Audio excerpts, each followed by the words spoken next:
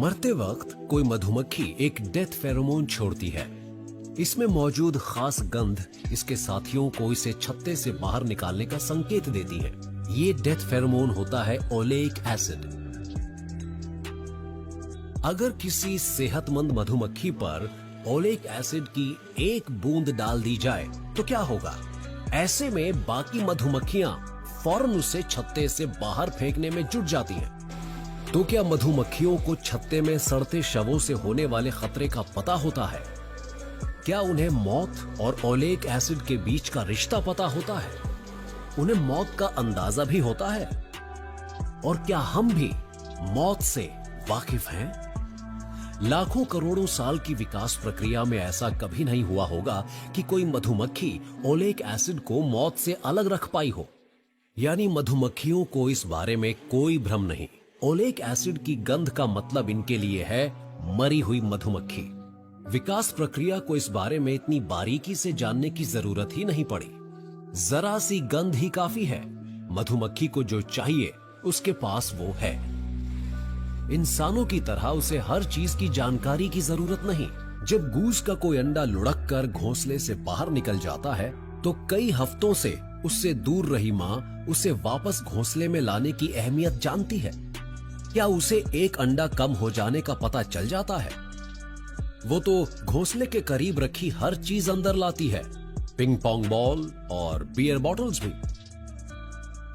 गूज के जीन्स के लिए इस व्यवहार की अहमियत साफ है। वो कुछ तो समझती है पर हमारे जितना नहीं। क्या किसी बीटल में एहसास होते हैं, कोई समझ, या फिर यह कुदरत का बनाया एक मामूली रोबोट है?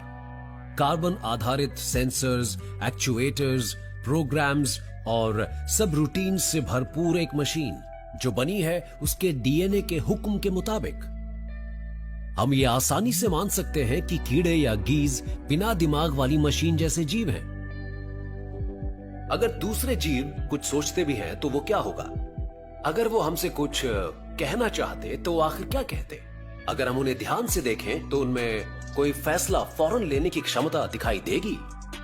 अगर हम दुनिया के तमाम जीवों को देखें तो क्या ऐसा हो सकता है कि हम इंसानों के अंदर ही आत्मा है जो कभी मरती नहीं? तो बाकी जीवों का क्या?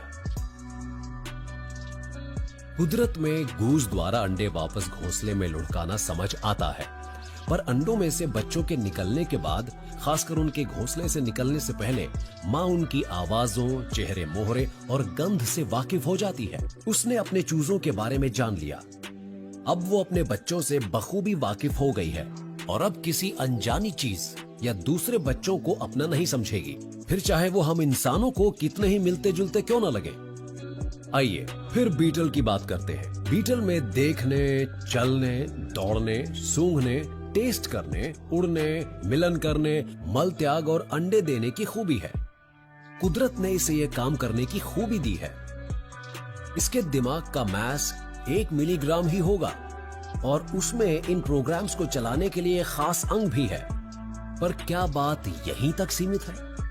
क्या इसके अंदर इन फंक्शंस को कोई काबू कर रहा है या कोई कंट्रोलर है? और कोई से हमारा आखिर मतलब क्या है? या फिर ये बीटल कुदरत की मर्जी से सब कुछ करता है, अपनी मर्जी से नहीं? क्या ये कोई फैसला अपने आप नहीं ले सकता?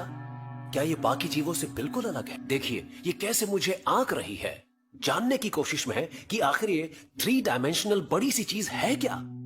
ये मक्खी यूं ही बेफिक्र घूमती रहती है, पर आपने अखबार उठाया नहीं कि ये एकदम से रफू चक्कर हो जाती है। हम जानते हैं कि कुदरत ने इसके दिमाग को ऐसे ही प्रोग्राम किया है।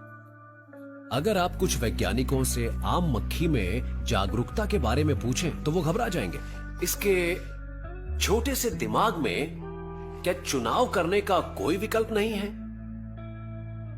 क्या इसे अपने वजूद का एहसास नहीं है? क्या इसके पास जरा सी भी समझ नहीं? भविष्य को लेकर इसे कोई चिंता नहीं?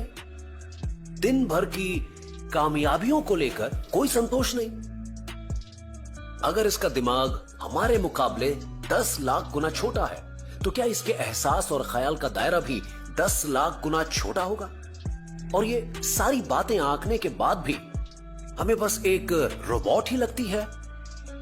हम पक्के तौर पर ये कैसे कह सकते हैं कि ये फैसला हम पर भी लागू नहीं होता?